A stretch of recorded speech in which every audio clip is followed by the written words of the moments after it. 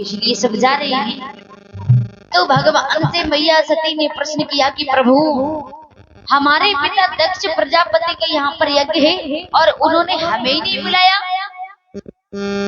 भोले बाबा कहने लगे, तुम्हारे पिता दक्ष प्रजापति और हमारा झगड़ा हो गया है, इसलिए उन्होंने हमें नहीं बुलाया।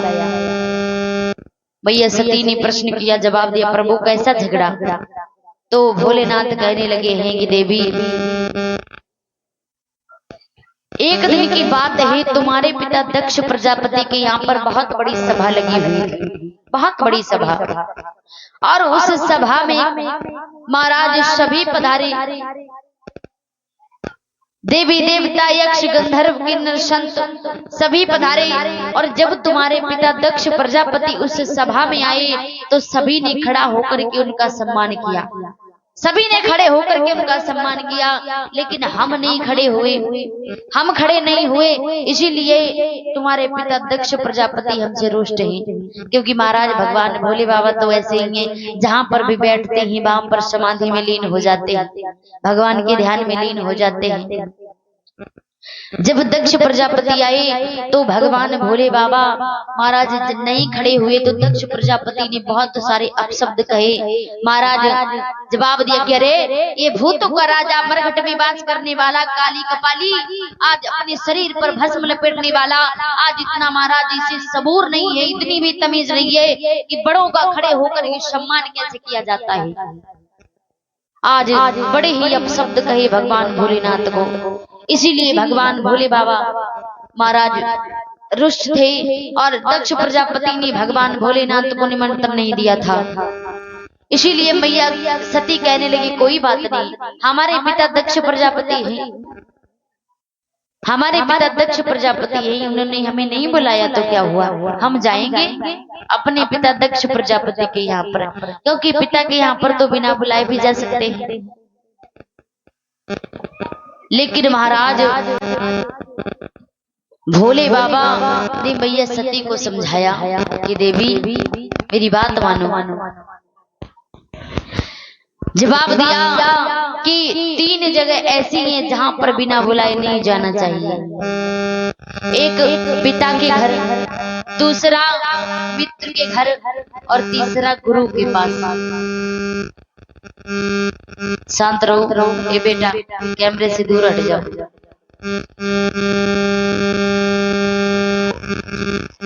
महाराज 3 जगह ऐसी हैं जहां पर बिना बुलाए नहीं जाना चाहिए, पिता, मित्र और गुरु।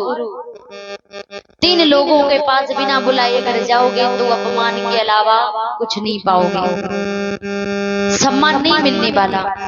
भगवान भोलेनाथ समझा करके कहने लगे कि देवी, तुम्हारे माना के पिता का घर है, लेकिन वहां पर मत जाओ क्योंकि उन्होंने बुलाया नहीं है, और जब वो रुष्ट है तभी तो उन्होंने नहीं बुलाया, और जब तुम वहां पर जाओगी तो वहां पर बड़ा ही मेरा अपमान होगा, बड़े अपशब्द बोले जाएंगे जो तुमसे सहन नहीं होंगे, इसलिए हमारी बात को मानो, मत जाओ।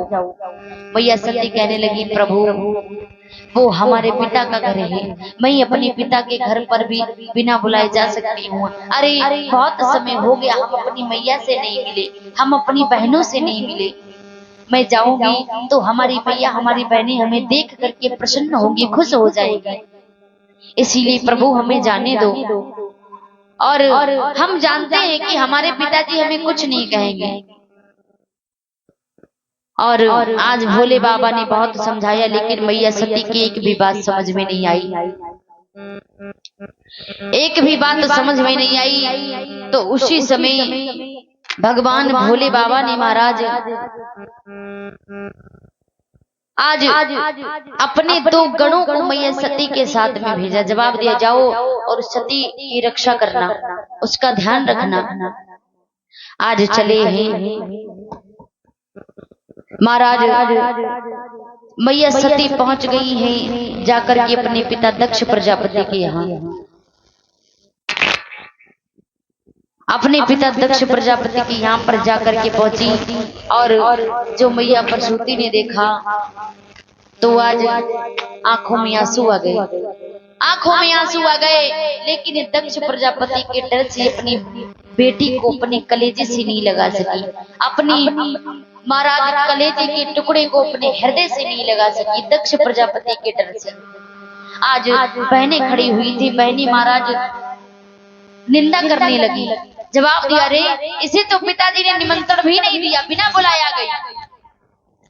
आज महाराज उसी समय भैया सती जो थी आंखों में आंसू आ गए, सोचने लगी हमें तो लगा था कि हमारी बहनें, हमारी मैया हमें इतने दिनों के बाद देखेगी तो खुश हो जाएगी, हमें अपने सीने से लगा लेगी, लेकिन इन्होंने तो हमें देख करके एक शब्द भी नहीं कहा, ये भी नहीं पूछा कि सती कैसी है। आज बड़ी दुखी हुई, आंखों में आंसू आ गए और जाकर के यज्ञ स्थल पर पहुंच गई। यज्ञ स्थल पर पहुंची हैं तो क्या देखा कि सभी देवी देवताओं का महाराज स्थान है, लेकिन भोले बाबा का कहीं पर भी स्थान नहीं है। भगवान भोलेनाथ का कहीं पर भी स्थान नहीं है।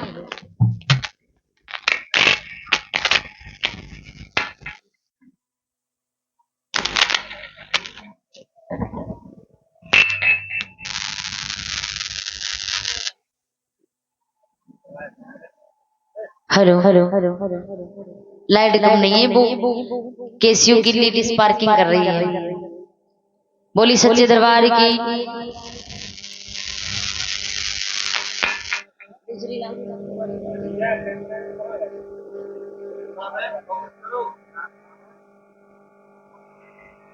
बोली बाकी बिहारी लाल की, भागवत भगवान की, आज के आनंद की, सच्चे दरबार की। कहाँ जा रही हो माताओं? वो भी कर रही है।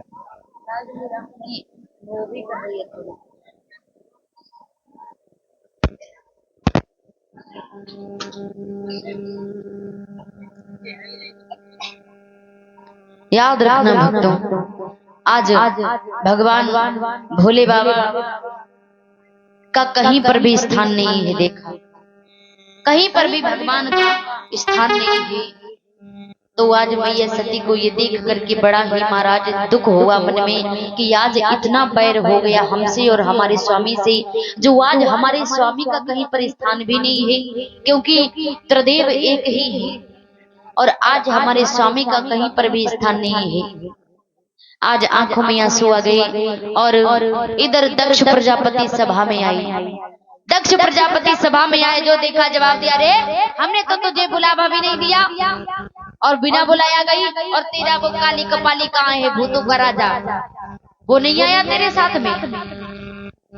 आज अब शब्द कहे तो आज मैया सती कहने लगी, पिताजी आप हमें कुछ भी कहो, लेकिन हमारे भोलेनाथ के बारे में एक शब्द भी मत बोलो, क्योंकि यहाँ पर हम हैं, और ये मत भूलना कि हम आपकी बेटी है। मैं भूल जाऊंगी कि मैं आपकी कन्या हूँ।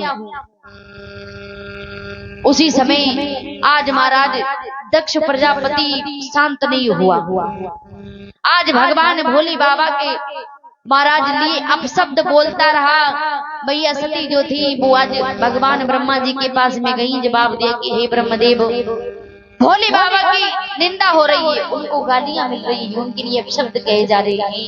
हे ब्रह्मदेव आप तो कुछ कहिए। ब्रह्मा जी ने अपने सिर को नीचे झुका लिया। मैया सती जा करके भगवान विष्णु के पास में पहुंची, जवाब दिया, हे नारायण, हे कमल नयन, आप तो कुछ कहिए, हमारे स्वामी का अपमान हो रहा है। आप त्रिदेव एक ही हैं, भोले बाबा का अपमान तो आपका अपमान, इसीलिए कुछ कहिए प्रभु। और भगवान विष्णु ने जवाब दिया कि देवी, मैं इस समय आपके पिता के बंधन में बंधा हुआ हूँ, इसलिए मैं कुछ भी नहीं कह सकता। आज मैया सती हर एक देव के पास में जाती हैं, लेकिन भोले बाबा के बारे में किसी ने भी कुछ नहीं कहा। सभी ने अपनी गर्दन को नीचे झुका लिया। जब सभी ने अपनी गर्दन को नीचे झुका लिया, आज मैया सती को बड़ा क्रोध आया और जवाब दिया कि हे देवताओं, जितने भी यहाँ पर जो भी पधारे हुए हैं, मैं आज कह रही हूँ कि मैं ऐसा विधान रचाऊंगी कि जिसका परिणाम तुम सबको भोगना पड़ेगा। क्या कहने लगी कि मैं इन दोनों से परे एक और दूसरा विधान रचाऊंगी।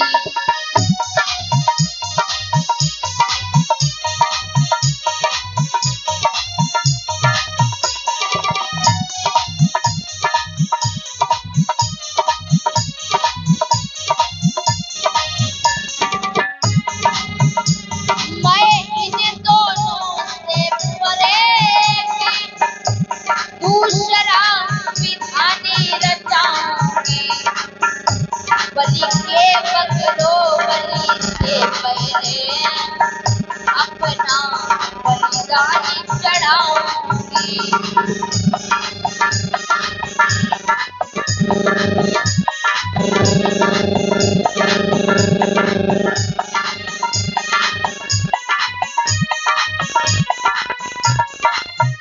और कहने लगी कि हे प्रभु, मैं आपसे प्रार्थना करती हूँ कि भगवान, मैं आज अपने प्राणों को त्यागने के लिए जा रही हूँ, क्योंकि आपने हमें समझाया, मैंने आपकी बात पर भरोसा नहीं किया, विश्वास नहीं किया, इसीलिए मैं अपने प्राण त्यागने जा रही हूँ।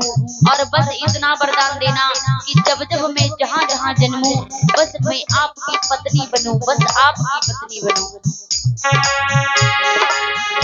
हे विधना इतना तो दे दे, या सती सत्य की धनी रहे, जब जब यहाँ जहाँ जहाँ जन्मे, शंभु की टहलुनी बनी रहे।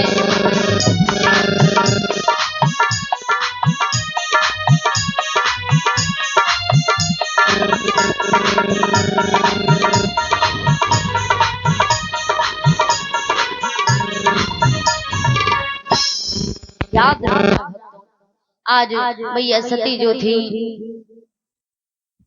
वो आज प्रार्थना करने लगी है कि हे प्रभु, मैं अपने प्राण त्यागने के लिए जा रही हूँ। आपने हमें समझाया था कि वहां पर मत जाओ, तुम्हारा अपमान होगा। और महाराज माताओं, कभी भी अपने पति की बात को ठुकरा करके अपनी मायके मत जाना, क्योंकि अगर पति आपको मना कर रहे हैं कि मत जाओ, तो वो कुछ आपके हित के लिए कह रहे होंगे। और इसीलिए हमेशा अपने पति की बात मानो, पति परमेश्वर होता है, क्योंकि जीवन पिता के घर से पार नहीं होता, पति के घर से पार होता है। क्योंकि अगर पिता के घर से जीवन पार हो जाए तो माता पिता क्यों कन्यादान करें, क्यों विवाह करें? अगर अपने घर में रही बिठा करके खिला ले तो विवाह ही क्यों करें? इसीलिए हमेशा अपने पति की बात मानो और पति की सेवा करो। अच्छा, एक बात बताओ, यहाँ पर कितनी माताएं हैं जो अपने पति के पैरों को सुबह छूती हैं? झोट मत उठाइए, झोटी जो उठाएगा हाथ, बाकी रात में चोटी काटने वाली ये चोटी काट लिए। बताओ कौन कौन अपने पति के पैरों को छूती है?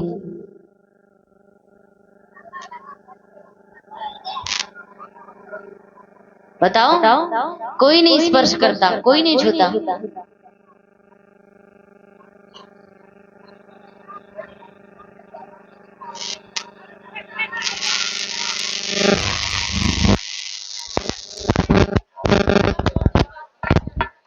करवा चौथ में छूती हैं, फिर इसके बाद साल में कितने दिन होते हैं? 365। 364 दिन तो गालियां देती हैं, लड़ाई झगड़ा करती हैं, लाठी डंडा चलती है, और केवल एक दिन आती है करवा चौथ को। बाद दिन महाराज पति देव अगर घर से बाहर हुए, काम पर गए, तो फोन करती है, ए निक जल्दी आ जाइयो, वो करवा चौथ की शॉपिंग करवे जाए को है। आज करवा चौथ की शॉपिंग करिए, 10,000 रुपया हो निकले। और महाराज कहती है कि जब तक आपका ये चांद सा मुखड़ा नहीं देख लेंगे, तब तक हम पानी नहीं पिएंगे। साल के एक दिन महाराज ये चांद सा मुखड़ा हो जाता है, और साल के 364 दिन गालियां देती हैं, लड़ाई झगड़ा करती है, नहीं छूते हैं पैरों को। महाराज पैरों को रोज स्पर्श किया करो, सुबह प्रातः काल उठो और अपने पति के पैरों को स्पर्श करो। कितना समय लगेगा? उठो और पैरों को स्पर्श करो, उसके बाद में अपना अन्य काम करो। इसीलिए कौन कौन कल छू करके आएगा बताओ, हाथ उठाओ माताओं, कौन कौन अपने पति के पैरों को स्पर्श करेगा कल?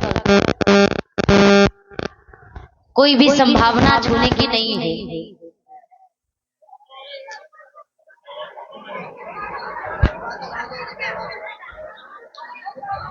सही बात है, क्योंकि माताएं तो हर बात में आगे रहती है ना, खाए में आगे, पीवे में आगे, रोन में आगे, लड़ाई झगड़ा में आगे, और पहने हुए ओढ़े में आगे, और चुगली करने में आगे, और लेकिन पैर छूने में सबसे पीछे हैं? धन्य हो प्रभु। बताओ कौन कौन कल पैर छू के आएगा, हाथ उठाओ। झूठ मत उठाइयो, चोटी काटने वाली आ जाइए। नहीं, पैर छू करके आना। और इस बात का ऐसे ध्यान नहीं रहता होगा क्योंकि कभी छूते नहीं हो आप लोग। रोज छुआ करो पैर, तब ध्यान रहेगा। एक आध दिन छुए ले तो क्या ध्यान रही है, रोज स्पर्श किया करो तो उतने ही रोज समय याद आ जाएगा कि हमें अपने पति के पैरों को छूना है। कल माताएं सभी पैर छू करके आएंगी अपने अपने पति के, और हम पूछेंगे, ठीक है, बोलिए मांगे बिहारी लाल की। और आप सभी लोग जितने भी बैठे हुए हो, आप लोग अपने माता पिता के, गलत नहीं, आप लोग अपने माता पिता के पैर छू के आएंगे। कौन कौन माता पिता के पैर छू के आएंगे? हाँ, इधर वाले सभी लोग। हमारे शेर भाई का तैयारी। हाँ, अरे भैया जे शेर है, कुशवाहा जी हैं शेर है, ये छू के आएंगे पैर, अपने सभी माता पिता के पैर छू के आएंगे, और आप लोग अपने पति के पैरों को छू के आएंगे, ठीक है?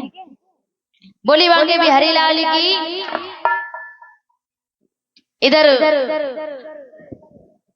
अब शांत बैठ जाओ। महाराज मैया सती जो थी आज कहने लगी हैं कि प्रभु आज मैं अपने प्राणों को त्यागने के लिए जा रही हूँ।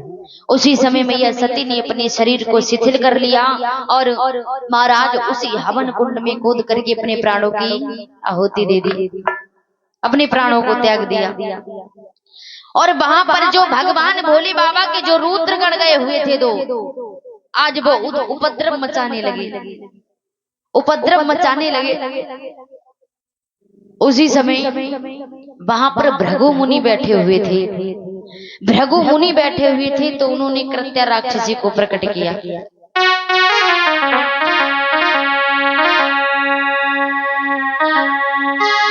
कृत्या राक्षसी प्रकट करके और वीरों को मारी भगाया है। शिव प्रभु ने समाचार सुनकर पर वीर भद्र पहुंचाया है।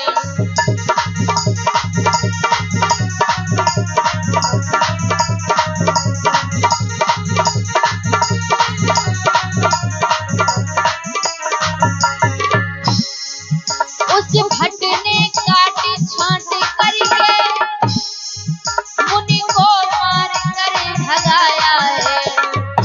राजा का शीश काट करके बेतरनी मार उतारा है।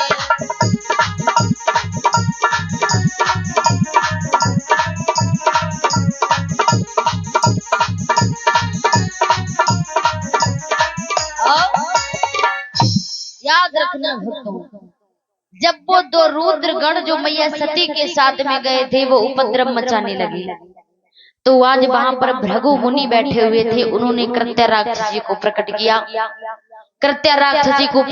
तो महाराज उस कृत्या राक्षसी ने उन दोनों को मार करके भगाया। इधर वो दोनों रुद्रगण आज भोले बाबा के पास में आए, रो करके कहने लगे, प्रभु मैया सती ने अपने प्राणों की आहुति दे दी क्योंकि दक्ष प्रजापति ने आपका अपमान किया, आपको अपशब्द कहे थे, इसलिए उनसे वो अपमान सहन नहीं हुआ। तो आज उन्होंने उसी हवन कुंड में कूद करके अपने प्राणों की आहुति दे दी। उसी समय भगवान भोले बाबा को क्रोध आया और भगवान भोलेनाथ ने अपनी जटाओं से एक लट को उखाड़ा और जमीन में पटक दिया तो वीरभद्र प्रकट हुए। बोलिए वीरभद्र महाराज की। जब वीरभद्र प्रकट हुए और जवाब दिया कि जाओ और सभी को मार काट करके बेतरनी पार उतार दो, उस दक्ष प्रजापति की नगरी को तहस नहस कर दो। आज वीरभद्र आए हैं उसी महाराज यज्ञ स्थल पर, आज सभी को काट छांट करके बैतरणी पार उतार दिया और दक्ष प्रजापति का शीश काट करके उसी हवन कुंड में झोंक दिया, उसी हवन कुंड में झोंक दिया। आज इधर भगवान भोलेनाथ आए हैं तो महाराज वहां पर जो ऋषि मुनि बैठे हुए थे जवाब दिया कि अगर ये यज्ञ पूर्ण नहीं होगा तो विध्वंस मच जाएगा, इसीलिए ये यज्ञ पूर्ण होना आवश्यक है। और इस यज्ञ को महाराज दक्ष प्रजापति ने आयोजित किया था, इसीलिए उनके ही हाथों द्वारा इस यज्ञ का पूर्ण होना आवश्यक है। इसलिए आज भगवान शंकर ने दक्ष प्रजापति के एक बकरे का सिर लगवाया। क्योंकि बकरे का सिर क्यों लगवाया? क्योंकि दक्ष प्रजापति को अपने ऊपर बड़ा ही घमंड था, बड़ा गुरूर था, अपने बड़ा बहुत बोलता था। तभी महाराज आज बकरे का सिर